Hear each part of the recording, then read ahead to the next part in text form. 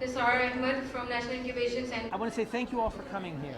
We've just finished the graduation ceremony for one of our programs for women entrepreneurship. This is one of our huge priorities as a consulate, to support more women in business, because it's good for Pakistan, it's good for society, it's good for the United States. These women are so inspiring. They have overcome a lot of obstacles, and for us to support them, to help build the entrepreneurship among women in Quetta and Balochistan is just something that we really think is important to do. I hope you have a chance to talk to some of these women. They have really interesting businesses.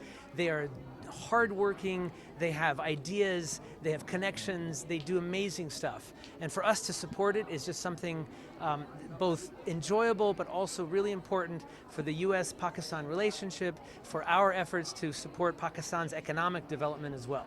So I just wanted to say thank you for doing that. Please talk to the women. They're the most important ones. They give you their insights.